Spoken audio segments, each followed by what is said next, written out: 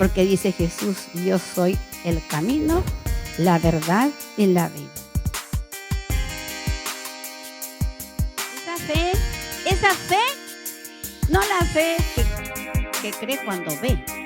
Esa no es fe. La palabra es lámpara. Estamos predicando lo que es la vida, en qué consiste la vida del cristiano. Dice que consiste en un sentarse para inmediatamente caminar y permanecer. Les dije que le iba a dar esta predicación en 3 etapas, porque es muy importante que comprendamos en qué consiste el sentarse y en qué consiste el caminar. Y nuestro tema de hoy se encuentra, vamos a estar en el libro de Efesios. Efesios era una ciudad allá en el Mediterráneo, donde era una ciudad altamente pagana y además muy culta, porque ahí habían los grandes filósofos de la época del apóstol Pablo. Estamos hablando del año 60 después de Cristo aproximadamente.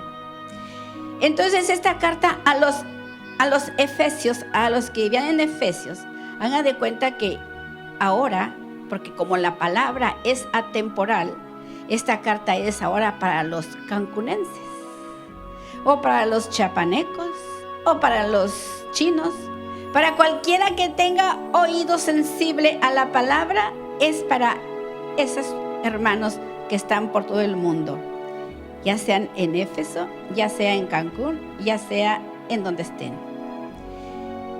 Y el tema es: condúzcanse o anden o caminen como hijos de luz. Dice que nosotros somos hijos de luz, pues entonces debemos de conducirnos como hijos de luz. Y en Efesios 4:1 dice el apóstol Pablo, que es el que escribió estas cartas: yo pues, preso a causa de nuestro Señor, les suplico que se conduzcan como es propio de la vocación a la que fueron llamados. Recordemos que el apóstol Pablo estuvo preso en Roma. Imagínense ahí el apóstol Pablo maltratado, humillado, vituperado solamente por predicar la verdad.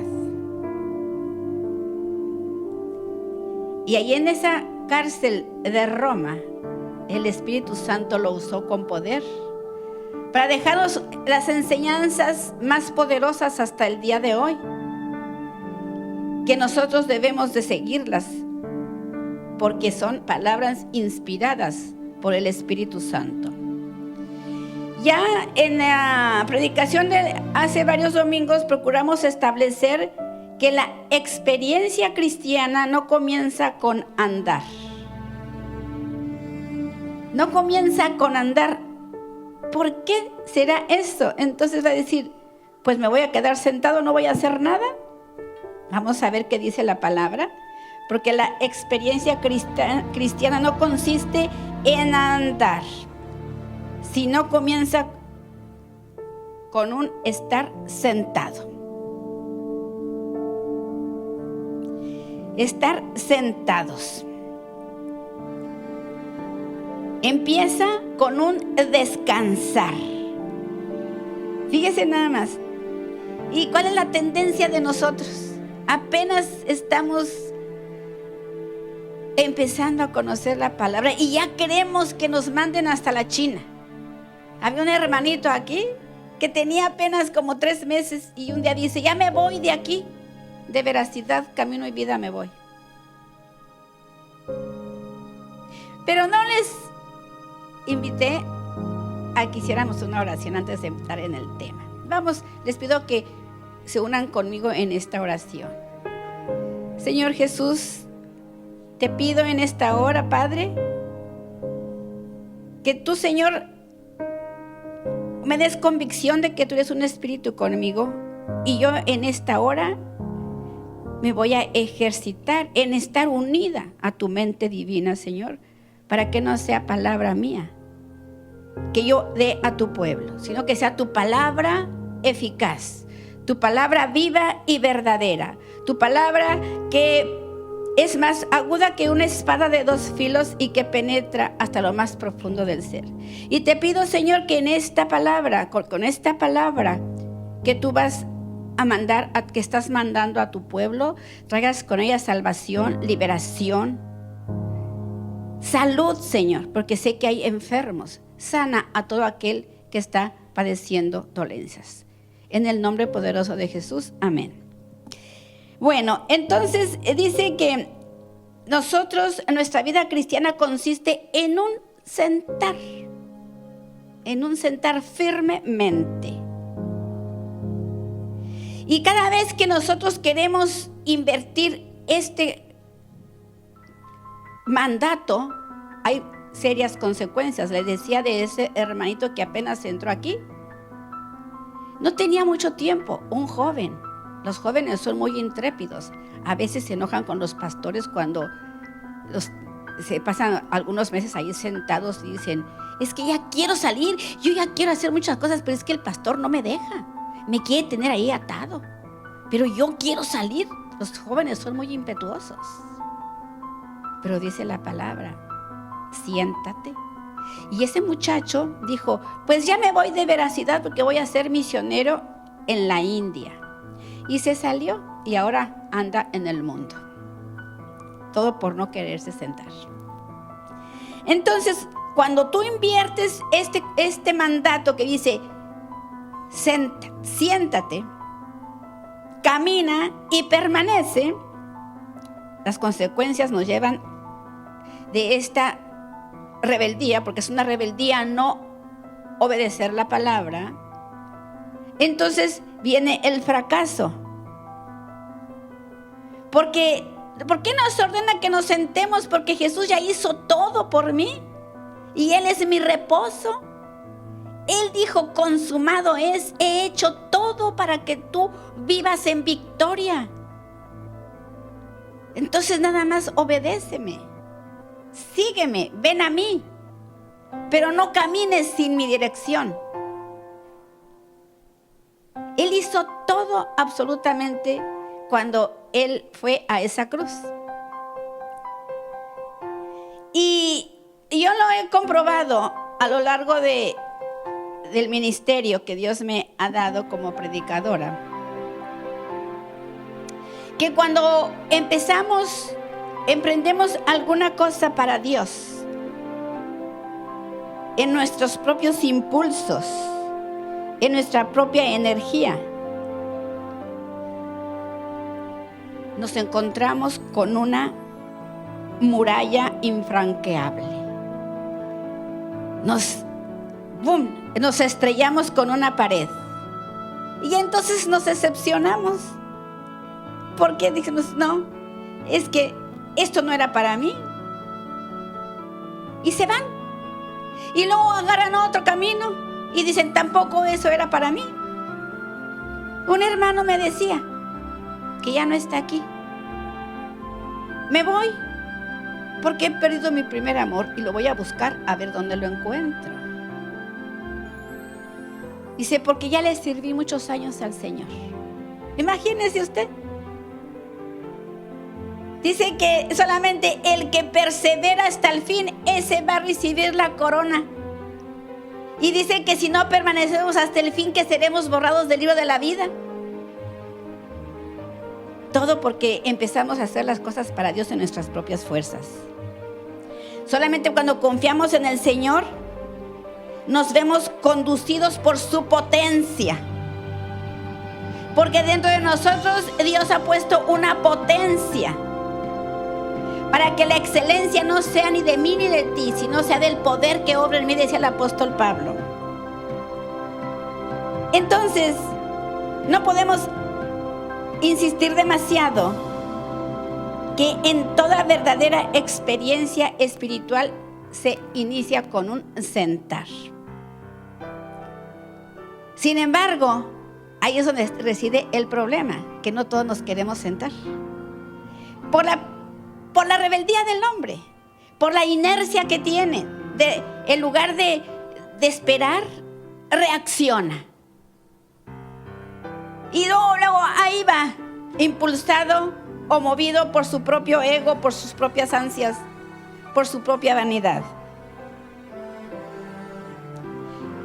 Para que yo pueda moverme en este mundo haciendo la voluntad de Dios, debo sentarme firmemente. Solamente nosotros podemos hacer la voluntad de Dios cuando el Espíritu de Cristo mora en mí. Dice, nosotros no andamos conforme a nuestros impulsos, no andamos conforme a la carne, no andamos conforme a nuestros pensamientos. Como cristianos, como nuevos, como nacidos de nuevo, con la nueva humanidad de Cristo, no nos movemos según la carne. Dice, nos conducimos según el Espíritu, si es que el Espíritu de Cristo mora en ti. Porque el que no tiene el Espíritu de Cristo, entonces no es de Dios. ¿Se fijan ustedes? Para que yo pueda decir que tengo esa potencia, como decía el apóstol Pablo, yo trabajo, dice, hasta hoy, pero por la potencia que obra en mí. Por eso en ese tiempo de la era apostólica, esos hombres de Dios eran tan poderosos, porque ellos obraban, trabajaban conforme a la potencia que había en sus vidas, que no eran sus fuerzas naturales, ¿sí? Obviamente que nosotros necesitamos las fuerzas físicas para ir a predicar la palabra y para hacer la voluntad de Dios. Si no, ¿cómo vamos a caminar? Tenemos que tener esas fuerzas físicas. Pero dice, cuando tú haces la voluntad de Dios, dice, Él va a renovar tus fuerzas como las del águila y te va a dar fuerzas de búfalo. Y eso es cierto. Eso es cierto. Porque mientras que tu hombre natural se va desgastando naturalmente se tiene que desgastar el físico, dice el hombre interior, ese hombre poderoso, esa potencia que está en mí, dice, esa se va renovando. Entonces por eso es de que aunque ya estás viejo, dice, serás como árbol plantado a corrientes de un río que siempre tiene su follaje y da su fruto a tiempo. Ese es el poder de Dios, esa es la potencia de la que Pablo hablaba. Dice que Cristo en nosotros es el que nos da la victoria. Él nos da la victoria en todo lo que nosotros emprendemos.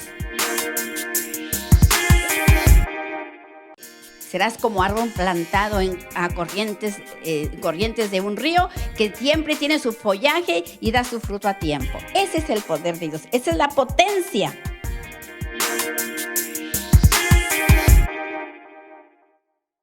Ahí en Corintios 1, en Efesios 4, 1, 2 dice la palabra, y yo pues, el texto dice, preso a causa de nuestro Señor. O sea, él estaba feliz ahí en esa cárcel en Roma, feliz porque estaba preso, estaba entre cuatro paredes, era como un calabozo. ¿Cómo podía estar él escribiendo estas cartas tan poderosas si estaba en una prisión? ¿Qué lo impulsaba? ¿Qué lo movía? ¿Su debilidad humana? Obviamente no. Él era para que estuviera totalmente deprimido. Y sin embargo dice, yo obro conforme a la potencia que hay en mí. Así debemos nosotros de obrar con esa potencia aquí en este mundo. Para no andar, ay, ya me cansé, no tengo ganas, ay, qué flojera. Dice que Cristo en nosotros es el que nos da la victoria. Él nos da la victoria en todo lo que nosotros emprendemos. Entonces el apóstol Pablo nos dice ahora, y yo les digo a ustedes también, queridos hermanos, porque ya les dije que la palabra no tiene tiempo. Entonces yo les suplico a ustedes, a todos los que me están viendo y que me están escuchando, les suplico que se conduzcan como es propio de la vocación a la que fuimos llamados, porque todos hemos sido llamados para cumplir un propósito para el reino de Dios. Todos, absolutamente todos. Pero ¿por qué entonces hay tantos brazos caídos y rodillas debilitadas? ¿Por qué habrá tanta una iglesia dormida? ¿Por qué estará así la iglesia? Me pregunto. ¿Por qué? Porque no estamos nosotros andando conforme a la vocación con que fuimos llamados. Aquí esta congregación es de muchos jóvenes. Me da mucho gusto verlos, porque estos jóvenes que se paran aquí a cantar, este ministerio de jóvenes del Pastor Jesús, estos niños, ese es el futuro. Bueno, porque dice que nosotros debemos trabajar con los jóvenes, porque los viejos es más fácil enderezar a un joven de 30 años que a un viejo de 60 años. Es más enseñable un niño de 5 que un joven de 30. Por eso debemos estar enfocados en educar a la gente, para que puedan ejercer la vocación a la que hemos sido llamados. ¿Por qué estamos aquí sentados todos? ¿Por qué vienen aquí los domingos? ¿A qué vienen? ¿Quién nos motiva? ¿Quién nos motiva a venir aquí? Es el Espíritu de Dios que mora en todos ustedes.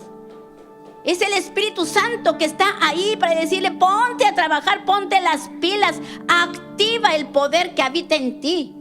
Le decía el apóstol Pablo a Timoteo: activa esa fuerza que mora en ti. Depende de ustedes, hermanos, que no estén ahí sentados, aburridos, con cara de: ay, ¿qué será el evangelio? Qué aburrido es venir a cantar alabanzas al Señor. Mejor deberíamos estar en una discoteca o viendo el fútbol.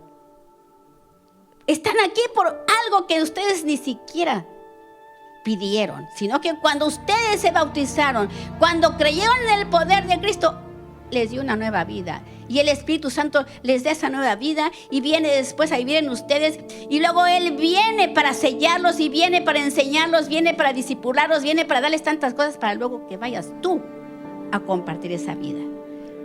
¿Por qué no hay tantos evangelistas aquí? ¿Por qué todos tienen la vida nueva y parece que están siguiendo muertos? No la comparten con nadie. Allí tienen ese tesoro escondido.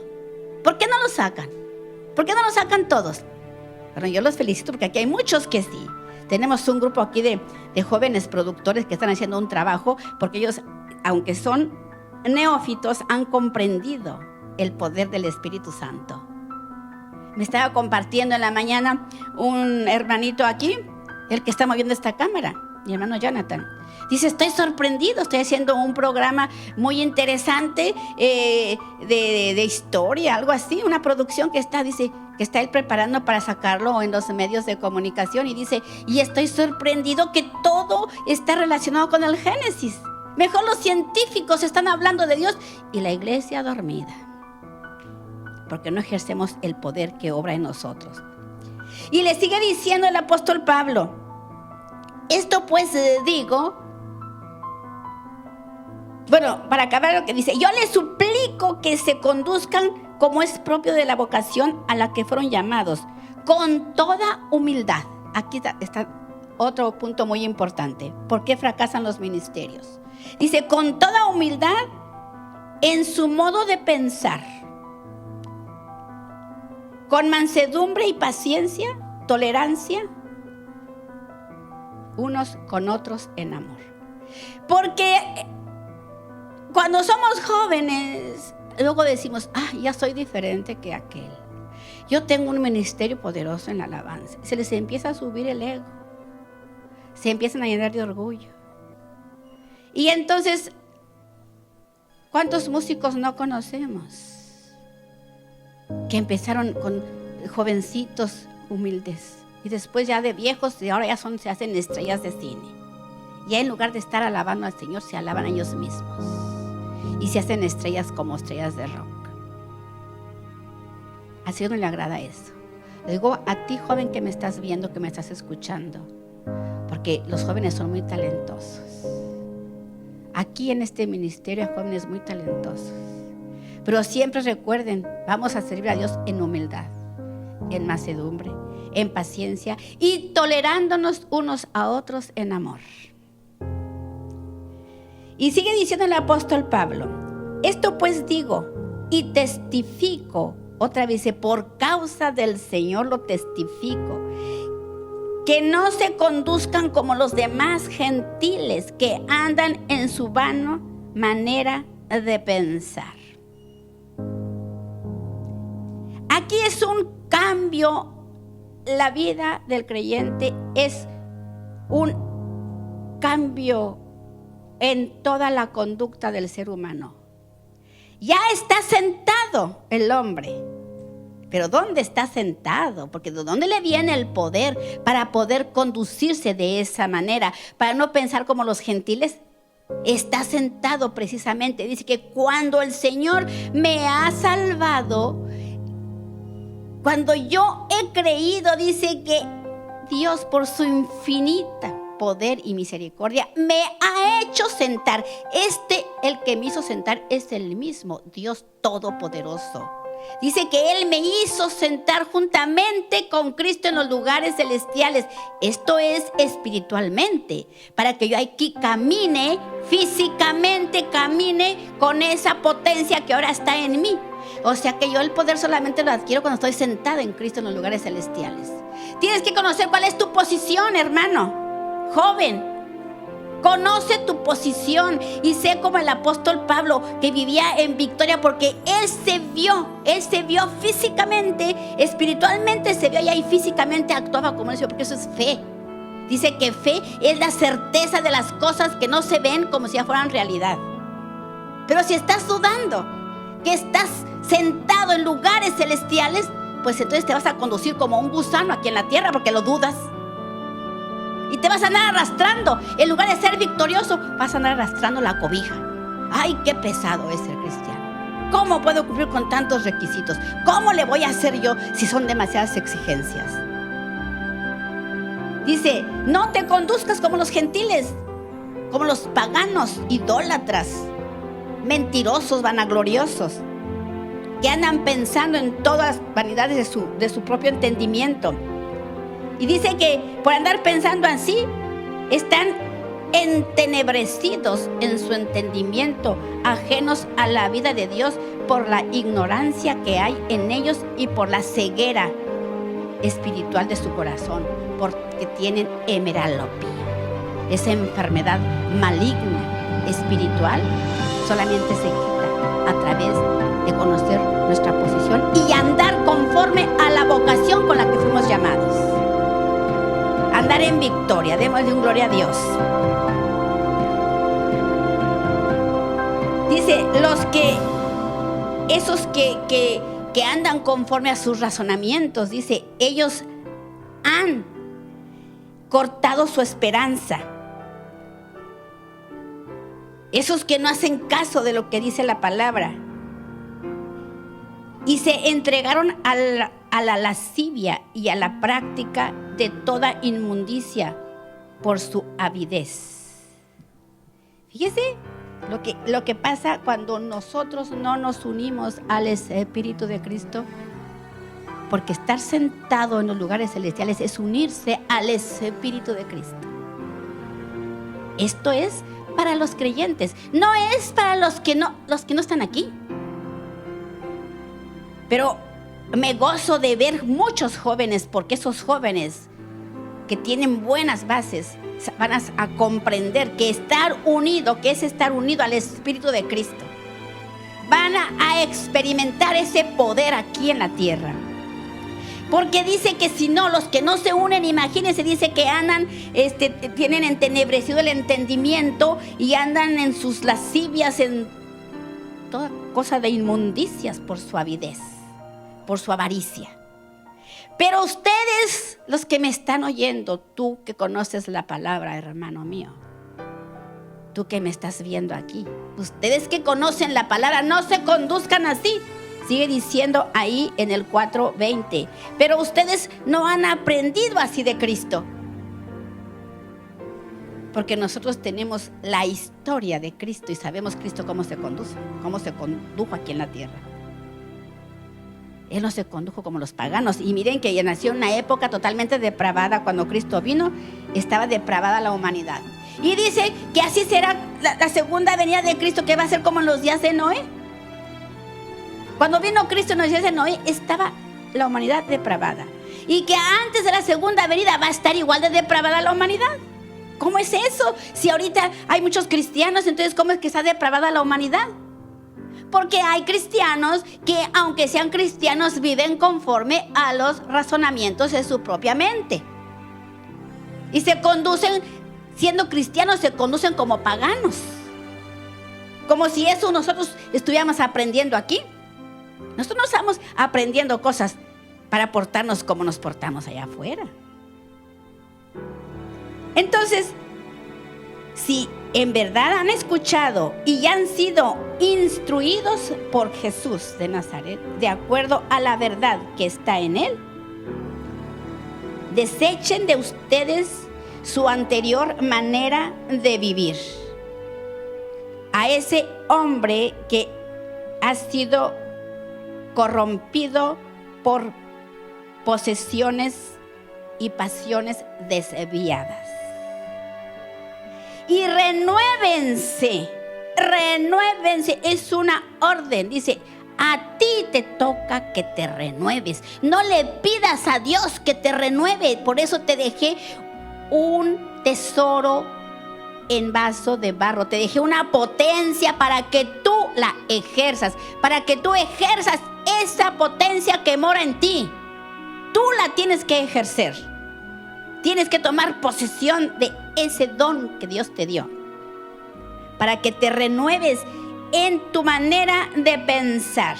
Dice, renuévate en tu espíritu de tu mente. Renuévate en el espíritu de tu mente. Porque la mente es el campo de batalla, hermano. La mente, nada más la mente es el campo de batalla de todo hombre. No hay otro lugar donde tú vas a ganar la batalla o a perderla más que en tu mente. ¿Y por qué en tu mente? Me preguntarás. Porque la mente fue lo que Satanás pervirtió del primer hombre en el Edén. Nada más por eso. Por eso no nos debemos de conducir con nuestra mente, porque nuestra mente no solamente es influenciada por el poder de Dios, aún como creyente. Tu mente tiene influencia de Dios y de otro, de ti mismo o de otro peor que tú. No confíes en tu mente, renuévate y que la mente de Cristo sea la que viva en ti. El nuevo hombre, la nueva era de cristianos dicen, como ya fui predestinado a ser hijo de Dios por medio de Cristo, entonces ya no tengo ningún problema, puedo hacer lo que yo quiera. Como si eso nosotros estuviéramos aprendiendo aquí. Nosotros no estamos aprendiendo cosas para portarnos como nos portamos allá afuera.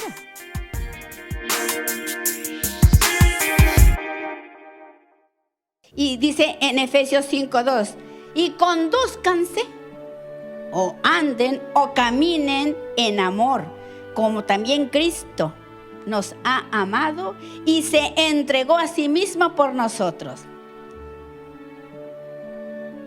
Porque antes de tener a Cristo, dice la palabra en Efesios 5, 8, 10.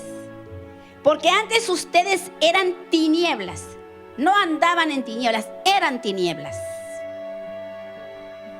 Así como dice Dios, dice, Dios es luz.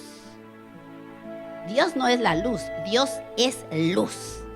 Pues nosotros éramos tinieblas, imagínense. Ustedes eran tinieblas, dice, en otro tiempo.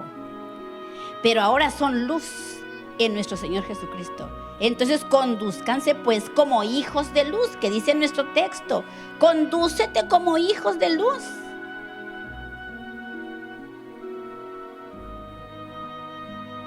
Es algo maravilloso. Yo he visto unos anuncios horribles que dice, que promueven algo de alcohol y dice, esta es la oscuridad.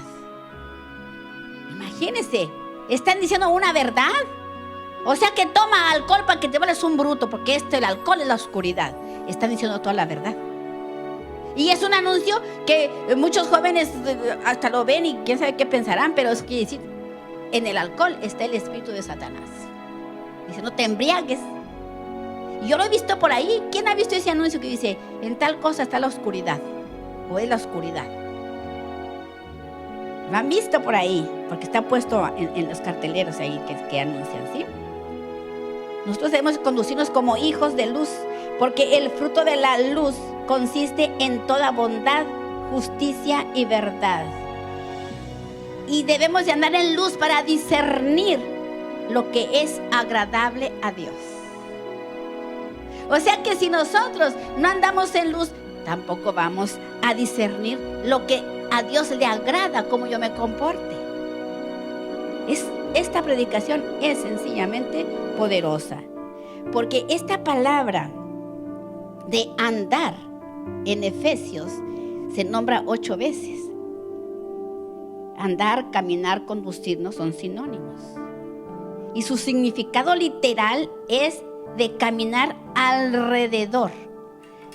Alrededor. Nosotros caminamos alrededor ¿de quién? De la verdad. Dice, porque la palabra es lámpara a mis pies. Entonces yo debo de caminar alrededor de la palabra. No debo de desviarme, dice. No te vayas ni para derecha ni para izquierda. Camina alrededor de la palabra. Entonces aquí el apóstol Pablo la usa en forma figurativa para representar nuestro comportamiento que es en las relaciones interpersonales.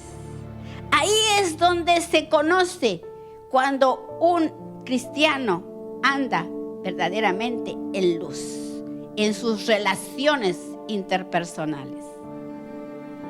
Una persona conflictiva que no se halla con nadie sigue estando en tinieblas, aunque se diga, y aunque aparente, y aunque eche fuera demonios, anda en tinieblas. Porque lo mismo en Apocalipsis dice, no se vanaglorien, les dice a sus discípulos, cuando los mandó, después que los enseñó 3 años, le dice, vayan a trabajar. Y vienen todos muy ufanados. Estamos sorprendidos porque hasta los demonios se nos rinden. Y les dice Jesús, no, en Apocalipsis les dice, no se vanaglorien de que los espíritus inmundos se les rindan. Más bien ustedes gloriense cuando su nombre esté escrito en el libro de la vida. Porque nuestros nombres pueden ser borrados, hermanos. Así que andes echando 20,000 demonios. Eso no es. Cerciórate que andes como hijo de luz y no de tinieblas. A veces pensamos que la palabra no es para mí. La palabra es para que yo la viva, para que se vea en mi conducta. Porque dice que somos nosotros el cuerpo de Cristo, pero el cuerpo de Cristo no está remoto, no es algo que esté en el cielo nada más. Porque dice la palabra que el cuerpo de Cristo es la iglesia y Dios puso todo bajo su autoridad y que Cristo es la cabeza y que además Dios nos dio a Cristo. Dios nos donó, Dios donó a nosotros que somos iglesia, nos donó a Cristo para que nosotros estemos unidos a Cristo, nos unamos a Él a través de su muerte y su resurrección. Porque Cristo no es irreal. Cristo se expresa también en términos celestiales, pero está aquí presente y es práctico, porque la palabra es práctica. La palabra es para vivirla, para hacerla mía. Es como dice, la Torah no es para que la guardes en tu corazón y digas, ay, estoy lleno del poder de Dios, pero nomás que no la vivo. Si no la vivo, entonces no estás haciendo la voluntad de Dios, porque tienes que practicar lo que tú crees. Lo tienes que hacer aquí en esta tierra. Miren, los pensamientos y los mandamientos de Dios son muy directos y muy sencillos. Dice, anda, condúcete con toda humildad y mansedumbre, desechando la mentira, hablando verdad cada uno con su prójimo. Enójate, pero no peques, porque luego muchos cristianos piensan que cuando recién se convierten y viven con algún pariente que ya tiene mucho tiempo de cristiano, dicen, pero ¿por qué te enojas? Mira, tú tienes el diablo, ¿por qué te enojas? Pues no, que los cristianos no se enojan. ¿Quién dice que un cristiano no se debe de enojar? ¿Quién lo dice? Porque la palabra dice claramente, enójate. Te doy permiso que te enojes, porque al fin eres carne y eres polvo. Yo sé de lo que estás hecho. Enójate, pero no peques. No seas rencoroso. Si te enojas, inmediatamente arrepiéntete y ve y haz las paces con tu prójimo. Sé que esta palabra está llegando a muchos por ahí. Porque si te enojas, entonces no eres cristiano. Mira, no, dice, enójate, pero no seas rencoroso. Ve y humíllate y pide perdón y haz las paces con todos. Entonces dice, pero no robes también, no robes. Aquí no nos dice se roba poquito, no. Aquí dice sencillamente no robes. No robes nada. Quítate de ti toda amargura. No tengas ni siquiera poquita. Por eso es cuando dice enójate, pero no te amargues. Quita de ti toda amargura. Porque las enfermedades vienen porque la gente guarda rencor en su corazón. No acaba nunca de perdonar. Nomás dicen perdono, pero no olvido. Quita toda amargura de ti. Y para que pueda ser lleno del Espíritu Santo, sométanse unos a otros en amor. Porque todos necesitamos estar bajo un amo. Todos necesitamos un amo. O es Dios nuestro amo, o soy yo mi propio amo, o es otro peor que yo, pero siempre tenemos un amo. Todo esto está en Efesios, todo lo que le estoy diciendo. Entonces todo esto es muy práctico. El Señor Jesús comenzó sus enseñanzas de esta manera. En el Sermón del Monte, todos lo conocemos, el Sermón del Monte, que está en Mateo 5, 38, 48. Si quieren lo pueden poner en la pantalla mientras estamos hablando de la palabra. Ese es el Sermón del Monte, es la predicación más poderosa que hay. Dice, sed pues perfectos, como vuestro Padre que está en los cielos es perfecto. Ya nomás de ver eso dice, pero ¿cómo le voy a hacer? Lean todo el Sermón del Monte que está en Mateo 5, 38 al 48. Pero cuando te dicen, sed pues vosotros perfectos como vuestro Padre que está en los cielos es perfecto, ya con eso muchos nos desanimamos. Muchos. No, yo no puedo ser perfecto, entonces como no puedo ser perfecto, mejor voy a ser un perverso. ¿Quién puede ser perfecto? Pero no estamos viendo ahí que dice, sed perfecto, nos están mandando que seas perfecto. ¿Pero acaso yo puedo cumplir eso? Pues no, claro que no lo puede cumplir. ¿Saben por qué no lo puede cumplir? Porque desde el día que el primer hombre, Adán, comió el fruto del árbol de la ciencia, el hombre se ve ocupado en definir lo que es bueno y lo que es malo. Imagínese usted todos los años que el hombre ha tenido ese problema, pero la palabra es clara, sed perfecto, porque mi Padre que está en los cielos es perfecto. Y ahí está la clave.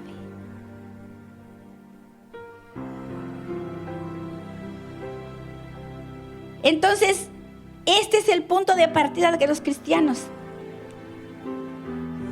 ¿Nosotros vamos a partir del árbol de la ciencia, hermanos? No.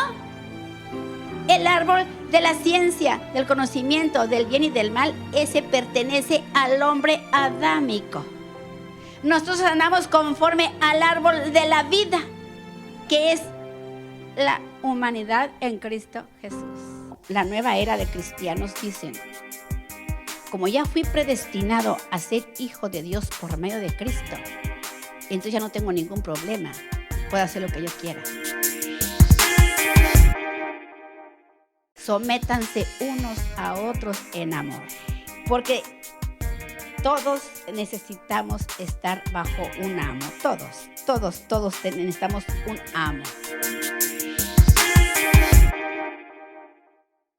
Y por eso él dijo, consumado es. Yo ya hice todo, yo lo hice todo perfecto. Yo fui perfecto ante el Padre. Yo fui perfecto, sin pecado. Tentado en todo, pero sin pecado. Yo ya fui perfecto para que tú seas perfecto, hermano, que me estás oyendo. Yo lo hice por ti, pero tienes que entrar en mi reposo. Tienes que unirte a mí. Y no vas a andar diciendo más, es que yo no puedo ser perfecto. Pues no, claro que nadie puede ser perfecto si no se une a Cristo. Va a tener una lucha constante y un acoso brutal, porque cuando tú decides unirte a Cristo, el acoso viene brutal. El acoso de Satanás viene brutal para todo aquel que ha decidido unirse a Cristo. Se los digo por experiencia, pero dice, el que venciera hasta el fin, ese será salvo. Ese recibirá la corona de vida. Pero ¿cómo le voy a hacer? Pues todo lo puedo en Cristo que me fortalece. Amén. Todo lo puedo en Cristo que me fortalece. Y lo digo por los jóvenes que dirán, es que no se puede cumplir con tantas exigencias de los mandamientos de Dios. No se puede. Pues no, humanamente nadie lo puede hacer. Solamente hubo uno que lo hizo. Fue Yeshua. Pero si yo me uno a Él, todo lo puedo en Cristo que Él me fortalece. Gloria a Dios. Porque la palabra es clara. Sean perfectos como mi Padre que esté en los cielos es perfecto. Porque si no, dice que nosotros seremos borrados del árbol de la vida. ¿Y por qué tengo que ser perfecto? Para que seamos hijos de vuestro Padre que está en los cielos. Esto no es cuestión de que yo pueda o que no pueda, es cuestión de filiación práctica. Práctica. Es verdad que Dios nos ha predestinado para ser adoptados hijos suyos por medio de Cristo. Y fíjense que aquí hay una cosa bien importante. Dios nos ha predestinado desde antes de la fundación del mundo para ser hijos suyos. Y a esta doctrina de la predestinación, la nueva era de cristianos dicen, como ya fui predestinado a ser hijo de Dios por medio de Cristo, entonces ya no tengo ningún problema, puedo hacer lo que yo quiera. Me puedo comportar como quiera. Ahorita está esa doctrina muy de moda entre los creyentes. Y eso es lo que están vendiendo ahora las corrientes de la prosperidad. Tú ya eres hijo de Dios. Ya no te preocupes. Ya eres. O sea que no tienes que vivir en santidad, porque ya no quieren hablar de santidad. Ya eres hijo de Dios. Dios te predestinó desde antes de la fundación del mundo. ¿Y qué me dicen donde dice que podemos ser borrados, verdad? Eso no predican. Porque ahí en Efesios 1:45 dice, nos equivocamos cuando creemos ser mayores de edad, hijos maduros.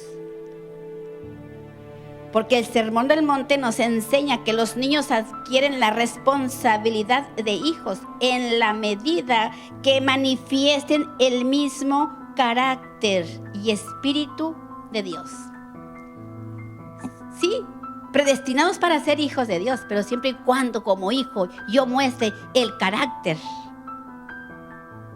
de Dios. Ahí sí tu nombre no va a ser borrado. No va a ser borrado. ¿Y por qué dice que tengo que mostrar el carácter? Porque Dios quiere trabajar con tu carácter, no con tu personalidad. Eso es diferente. Él quiere cambiar tu carácter porque dice que nuestro carácter debe ser el carácter de Cristo. Tenemos que tener la mente de Cristo, el carácter de Cristo, las cualidades de Cristo, el espíritu de Cristo. Así sí podemos llegar a ser hijos de Dios, porque somos predestinados para eso. Amén. Entonces dice allí en Efesios 5:1-2, el apóstol Pablo sigue escribiendo: sean pues imitadores de Dios como hijos amados, y condúzcanse o anden en amor como también Cristo nos amó y se entregó a sí mismo por nosotros. Estas enseñanzas, hermanos, son profundas. Cuando el Señor las puso en mi corazón, ¿en qué consiste la vida cristiana? En un sentar, en un andar y en un permanecer. ¿Por qué permanecer? Son las tres cosas que van, una lleva a la otra. ¿Por qué permanecer? Para aquellos que están promoviendo la doctrina de la predestinación, salvo siempre salvo, eso no es verdad. Eso no es verdad. Dice que nosotros debemos de permanecer unidos a Cristo para que nuestro nombre no sea borrado del árbol de la vida. Así lo dice la palabra, amén. No lo estoy diciendo yo.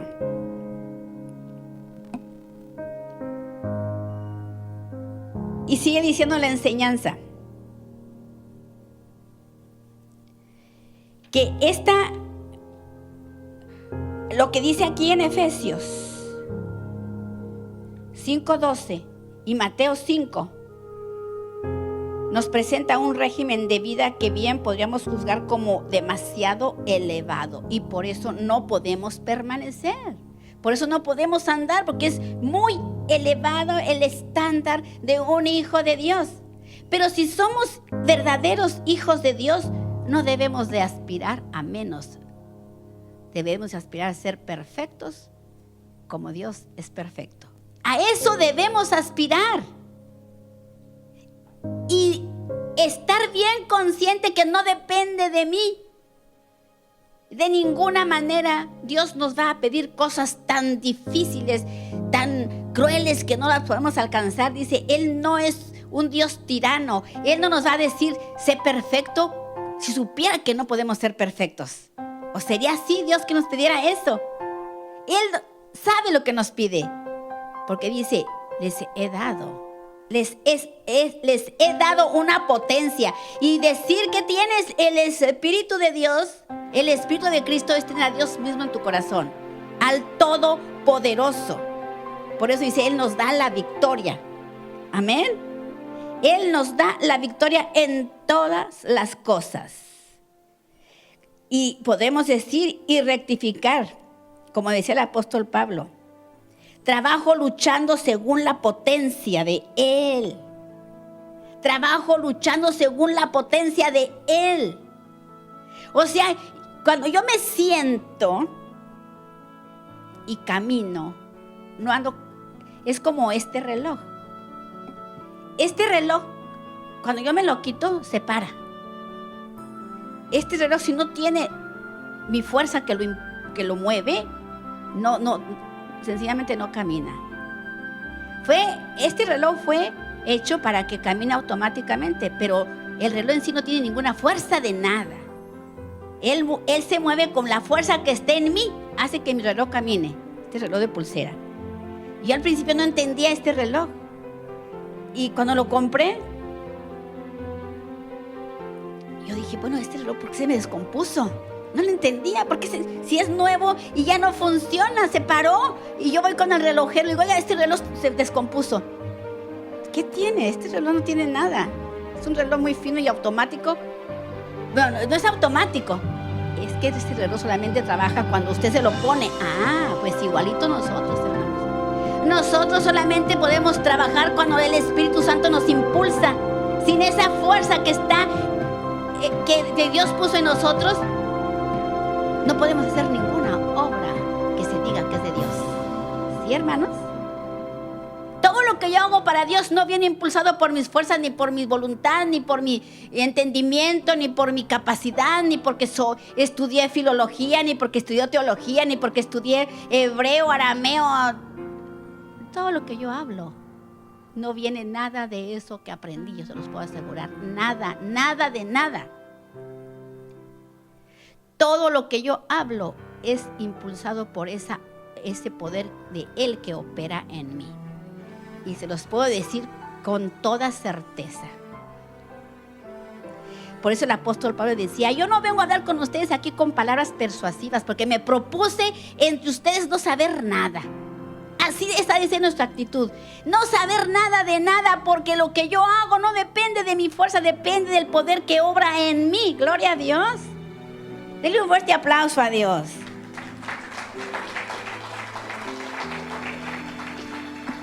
Para que ustedes también experimenten esa fuerza, dice, esa potencia de Cristo que actúa en mí, pero dice, además, actúa poderosamente.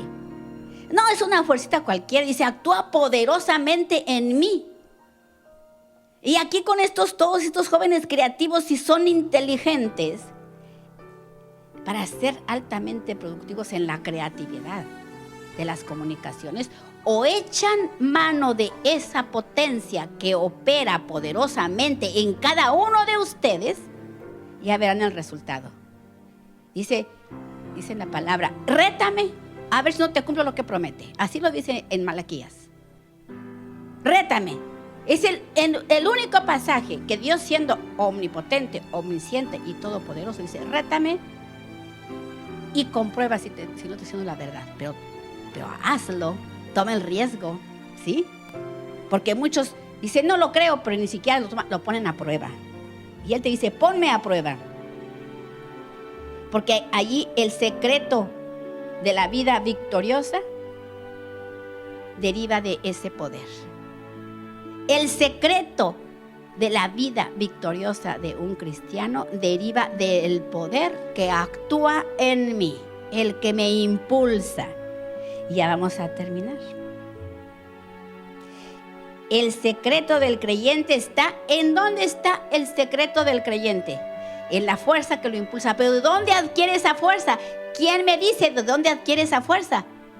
Del descanso, de estar sentado juntamente con Cristo en los lugares celestiales, porque a mí Dios, por su misericordia y su poder, Él fue el que me hizo sentar. En el momento que yo creí, Él me hizo sentar ahí, y yo desde ese momento me veo sentada ahí, y desde ahí yo es como actúa, con ese poder que actúa poderosamente en mí. Así debemos ser todos, como el apóstol Pablo. Si yo no creo que estoy sentada, escondida en Cristo, entonces voy a andar, en lugar de andar de victoria en victoria, voy a andar de derrota en derrota. Porque aquí lo dice en Efesios 1:3. Dice, ese descanso viene, ese poder viene de estar descansando en Cristo. Porque el poder emana de la posición que Dios nos ha dado. Nada más, Dios nos dio una posición, de ahí emana el poder.